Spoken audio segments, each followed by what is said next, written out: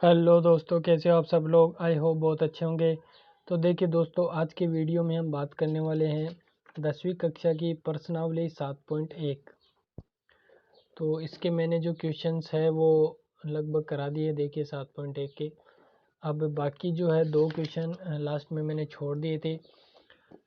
उनमें एक तो है 8वां क्वेश्चन, एक है 10वां क्वेश्चन।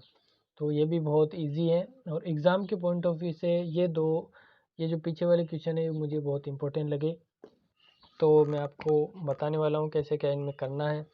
अगर आपने पीछे वाले वीडियोस नहीं देखे तो प्लीज़ आप प्लेलिस्ट में जा कर के या फिर मैं डिस्क्रिप्शन में लिंक दे दूँगा, आप वहाँ से देख लेना, जिससे आपको ये क्वेश्चन समझने में बहुत आसानी होगी।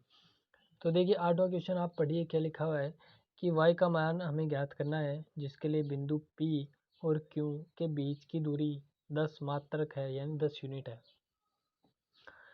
यानी y का मान हमें ज्ञात करना है, बिंदु P दिया हुआ है, बिंदु Q दिया हुआ है, इसमें यह रहा y। तो इसका मान हमें ज्ञात करना है और इन दोनों के बीच की दूरी दी हुई है हमें। तो यह रहा बिंदु P, यह रहा बिंदु Q और इन दोनों के बीच की दूरी हमें 10 यूनिट दी हुई है। ठीक है। अब भैया आपको मैंने दूरी का सूत्र मतलब 50 बार बता दिया है, ठीक है ना। तो दूरी का सूत्र आपको पता होना चाहिए, फिर भी मैं एक बार लिख देता हूँ कि √x2 - x1 का whole square plus y2 - y1 का होल स्क्वायर, ये दूरी का सूत्र होता है। ठीक है ना। यहाँ पर P और Q के बीच की दूरी है तो P और Q आगे लगा दो। दूरी दी कितनी हुई है, यानी ये 10 यूनिट दी हुई, इसी के तो मान है ना भाई। ये सूत्र प्रयोग करके हम दूरी निकालते हैं और दूरी हमें पहले से दी हुई है, बस। तो हमारा काम और भी आसान हो गया। तो अब हम इस सूत्र में मान रख ले। तो मान लो मैं इसको x यहाँ से मान लेता हूँ, x1 y1 x2 y2, जिससे हमारा काम आसान हो जाएगा। x2 का मान है 10,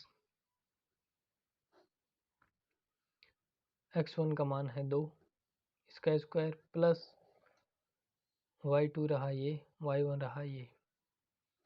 तो y2 का मान है y माइनस, और ये माइनस का 3 आएगा तो -3 और यहाँ प्लस हो जाएगा। समझ आए ना, यहाँ पे समझ रहे हो आप कि माइनस का चिन्ह होता है और ये 3 यहाँ पे प्लस हो जाता है और ये स्क्वायर और बराबर में 10 चल ही रहा है। अंडरूट इस तरफ है, उस तरफ मैं भेज दूँ तो यहाँ स्क्वायर हो जाएगा, है ना। ये बताया था मैंने पीछे भी। और मान लो यहाँ से स्क्वायर है उस तरफ भेजता हूँ तो अंडरूट हो जाता है, ये आपको पता ही होगा। तो स्क्वायर में उस तरफ भेज देता हूँ। तो यहाँ 10 में से 2 गए तो कितना बच गया, 8, 8 का स्क्वायर प्लस ये ऐसा कैसा है, ये 10 का स्क्वायर इस तरफ हो गया। ठीक है।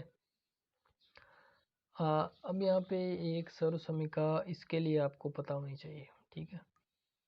तो मैं लिख देता हूँ a+b का होल स्क्वायर।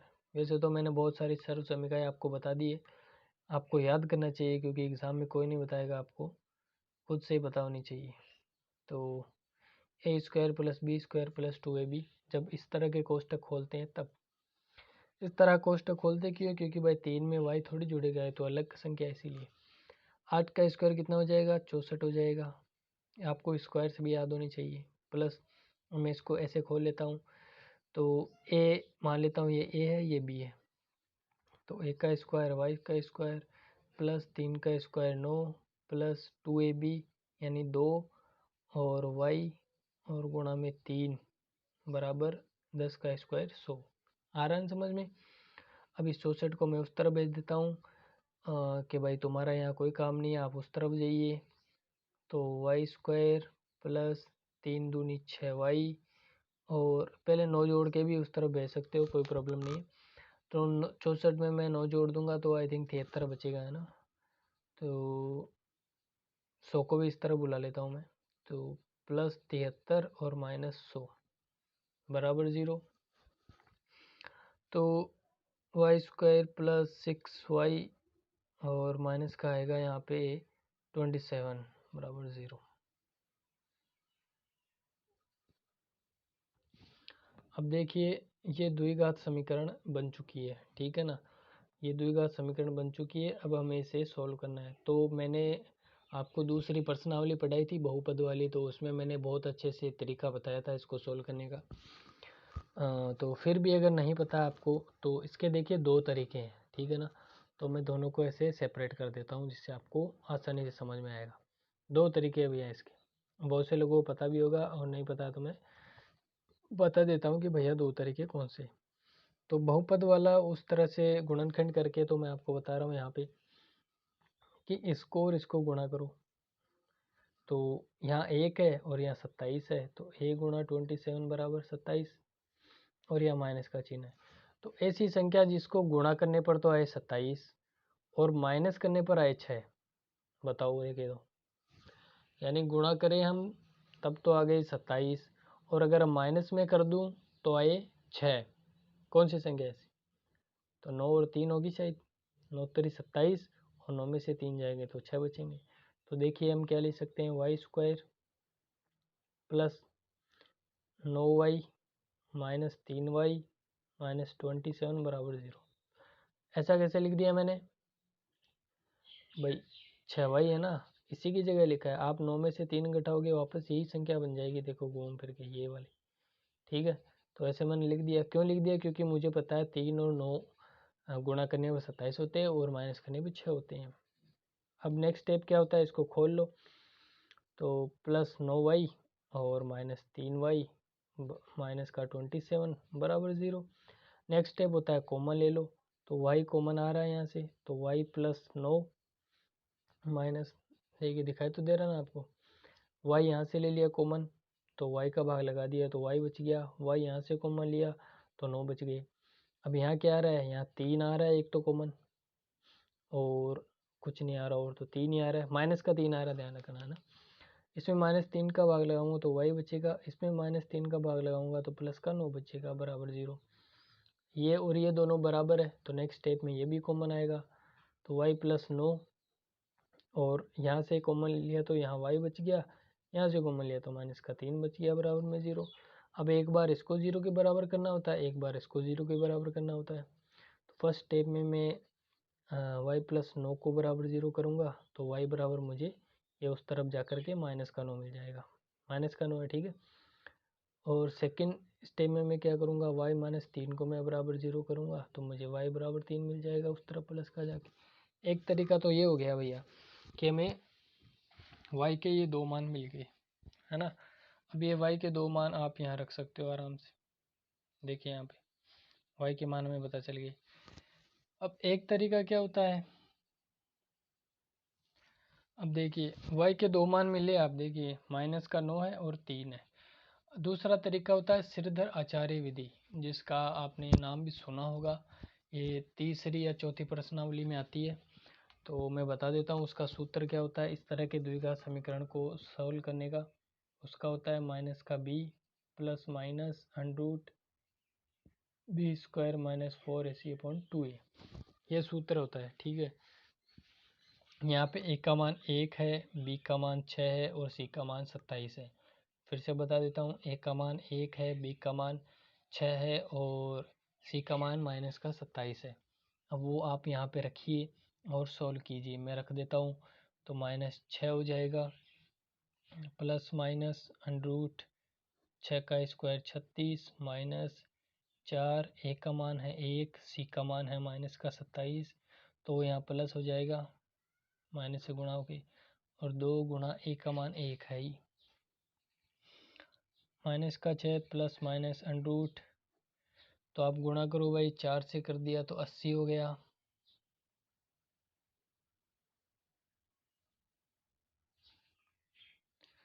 तो देखिए 36 प्लस ये हो जाएगा 108/2, ठीक है ना। अब इसको सोल्व करो, और माइनस का 6 प्लस माइनस अंडरूट 108 और 36 जोड़ दो, 136 8 144, ठीक है, बटा 2 है ही। अब देखिए जैसे यहाँ किया था ना फर्स्ट सेकंड, ऐसे ही यहाँ करना है। क्यों करना है? क्योंकि प्लस और माइनस दो है, तो एक बार मैं प्लस ले लेता हूँ यहाँ से, एक बार माइनस ले लेता हूँ। तो फर्स्ट में क्या करता हूँ, -6, एक बार प्लस ले रहा हूँ, ठीक है यहाँ पे। और अंडरूट 144 का मान आपको पता है 12 होता है, ठीक है ना, 12 का स्क्वायर 144 होता है, और बटा 2। तो माइनस का 6 प्लस का 12 है तो घट जाएंगे और बड़ी संख्या का चिन्ह आ जाएगा। तो 6 बचेंगे यहाँ पे बड़ी संख्या का 6/2, तो 1 तो आ गया 3। दूसरा क्या करना है, माइनस ले लूँ दूसरी बार में, तो माइनस का चिन्ह, माइनस का 6 और माइनस का 12/2। माइनस और माइनस है, समान चिन्ह है तो जुड़ जाएंगे, जुड़ने पे 18 हो जाएंगे, बड़ी संख्या का चिन्ह लग जाएगा, तो माइनस का 18/2 माइनस का 9। तो देखिए भैया मैंने दोनों तरीके बता दिए हैं आपको, श्रीधर आचार्य विधि भी बता दी है और गुणनखंड विधि भी बता दी है। तो दोनों विधियां मैंने एक ही क्वेश्चन में सॉल्व कर दी है, आप देख सकते हैं। यहाँ से हमने क्वेश्चन स्टार्ट किया था, पी और क्यू के बीच की दूरी हमें दे रखी थी, हमने जैसे जैसे सॉल्व किया, सर्व समीकरण लगाई, तो हमें ये द्विघात समीकरण मिल गया। इसको गुणनखंड से सोल्व कर लो, इसको श्रीधर आचार्य से सोल्व कर लो, और आपके क्वेश्चन जो है वो 9 माइनस का 9 और 3 आ गया। अभी भी आपके नहीं समझ में आया तो आप मुझे कमेंट कर लेना, मैं पर्सनली आपको इंस्टाग्राम के थ्रू या कॉल करके आपको बता दूंगा, ठीक है। अभी हम बात करते हैं नेक्स्ट क्वेश्चन के बारे में, जो कि इस चैप्टर का लास्ट, इस प्रश्नावली का लास्ट क्वेश्चन है। तो देखिए दोस्तों, अब हम बात कर लेते हैं 7.1 प्रश्नावली के अंतिम सवाल, 10वें सवाल के ऊपर। इसमें x और y में हमसे संबंध पूछा है। संबंध कैसे पूछा है, क्या कंडीशन दी हुई है कि बिंदु एक्स वाई बिंदुओं 3, 6 और -3, 4 से समदूरस्थ है। देखिए समदूरस्थ वाला सवाल इसमें बार बार आ रहा है, इसीलिए मैं बोल रहा हूँ कि समदूरस्थ वाला आप याद कर लेना, ये क्वेश्चन जरूर आ सकता है। और मैंने समदूरस्थ वाला ये क्वेश्चन ये और एक पीछे भी था, मैंने सारे समदूरस्थ वाले बता दिए, तो आप और भी इनकी प्रैक्टिस कीजिएगा। तो बोला ये जो बिंदु है ना, ये इससे भी समान दूरी पर है और इससे भी समान दूरी पर है, तो हमें संबंध याद करना है। तो देखिए मैं इसको सोल्व करके आपको बता देता हूँ कि ये मान लीजिए कोई बिंदु है, तो ये यहाँ से ये दूरी और यहाँ से ये दूरी बराबर है। तो पहले तो हमें दूरी निकालनी पड़ेगी भाई, है ना। तो मैं इसको O मान लेता हूँ, इसको A मान लेता हूँ, इसको B मान लेता हूँ। तो सवाल में क्या दिया है कि भाई O से A यानी ये दूरी और O से B बराबर है। आ गया ना समझ में, यानी दूरी बराबर है। अब दूरी निकालनी है, आपको आती है, आराम से निकाल सकते हो। तो मैं बता देता हूँ निकाल के, अंडर रूट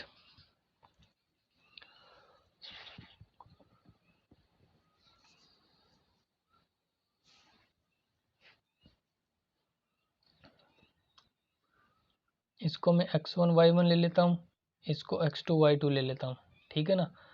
और पहले इसकी निकाल लेता हूँ, फिर इसके निकालूंगा। तो रखिए x2 यानी x -3, x2 का मान x है, देखिए यहाँ पर, का स्क्वायर प्लस y2 का मान y -6 का स्क्वायर बराबर। अब बराबर में OB की दूरी निकालनी है, तो ये x1 y1 और ये x2 y2, ठीक है ना।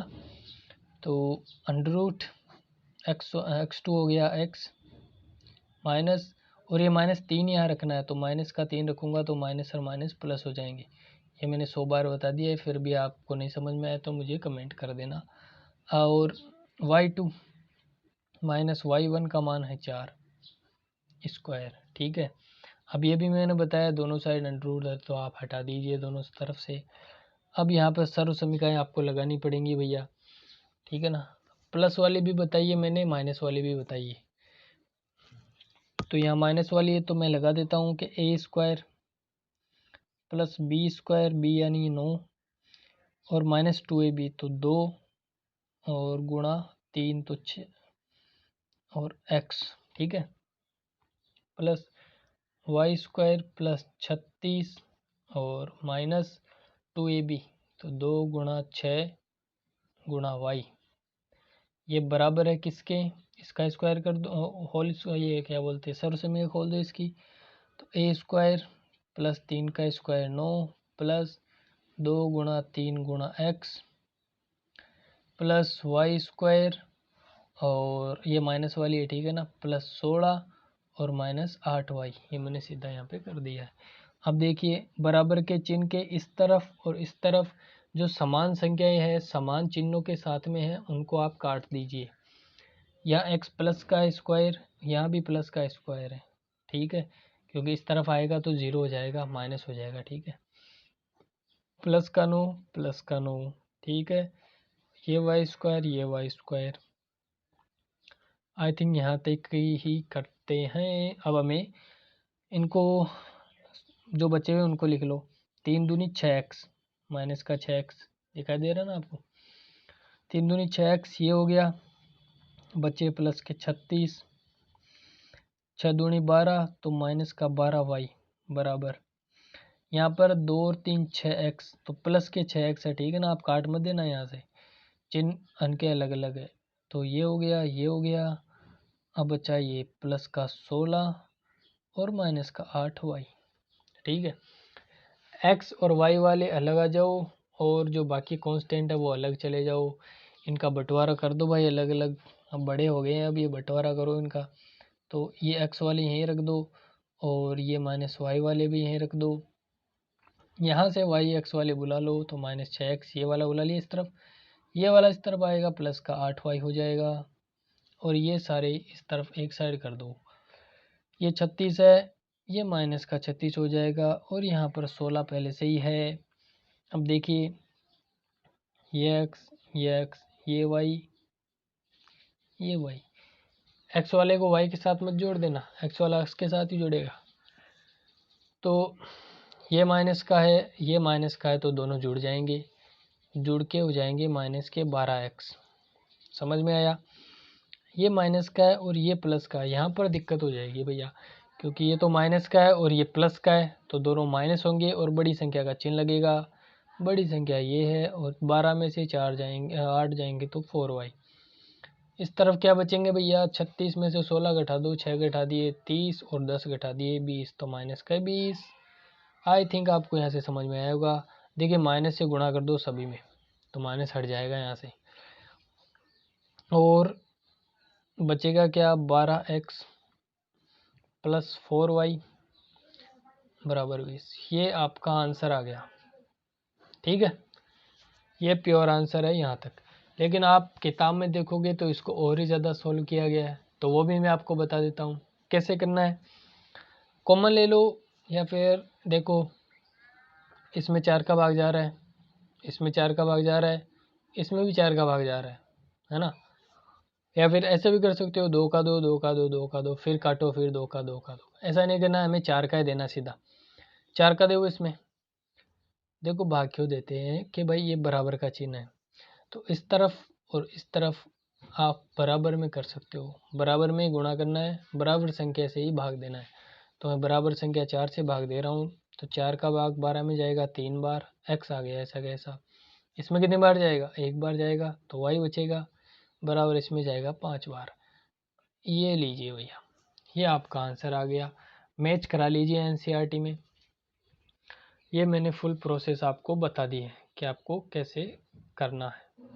ये देख लीजिए एक बार, आप चाहे तो इसका स्क्रीनशॉट भी ले सकते हो। स्क्रीनशॉट के लिए मैं इसको और थोड़ा सा छोटा कर देता हूँ, ये लीजिए, स्क्रीनशॉट भी ले सकते हो। आपको समझ में तो आया ना कि भाई ये दूरी और ये दूरी हमें बराबर दिखा रखी थी, ये रही, तो मैं इसकी दूरी निकालूंगा, इसकी दूरी निकालूंगा, अंडर रूट हटा दूंगा, और ये सर्व समीकरण हैं, ये आपको लगानी पड़ेंगी, आपको याद करनी पड़ेगी। बराबर के इस तरफ जो है और इस तरफ बराबर है उनको काट दो, बचे हुए ये रहे। एक्स वाले एक तरफ आ जाओ और बाकी एक तरफ आ जाओ, जैसे होता नहीं है कि जवाई पक्ष और फूफा पक्ष वैसा, तो इनको एक तरफ कर दो और बाकी एक तरफ कर दो। तो एक्स वाई ये एक साइड और ये कांस्टेंट एक साइड, एक्स वाला एक्स के साथ, वाई वाला वाई के साथ, ये बना और ये जोड़ दिया, फिर इनमें से 4 का भाग लगाया, तो हमारे पास में 3x प्लस वाई बराबर 5 आ गया। तो आई होप दोस्तों मैंने प्रश्नावली आपकी 7.1 पूरी कंप्लीट करवा दी है। आई होप आपको अच्छी लगी होगी, और वीडियो और प्रश्नावली मैंने सॉल्व कराने का तरीका अगर आपको अच्छा लगा तो इसका लाइक करना ना भूलें, और ऐसे वीडियो के लिए चैनल को सब्सक्राइब ज़रूर कर लें। मैं और जो बाकी प्रश्नावलियाँ है वो भी ज़रूर जल्दी से ही अपलोड करने वाला हूँ, मैंने वीडियोस बना ली है, अब मैं इनको धीरे धीरे अपलोड कर रहा हूँ। तो आप चैनल को सब्सक्राइब कर लें और अपने दोस्तों के साथ भी शेयर कर दें कि भाई लॉकडाउन में हम आप लोग ऐसे बैठे हुए हो, तो क्यों ना आप कुछ ट्रिक समझो, कुछ सॉल्यूशन समझो मैथ के, जो आपको हर एग्ज़ाम में काम में आने वाले हैं। तो मिलते हैं नेक्स्ट वीडियो में, थैंक यू।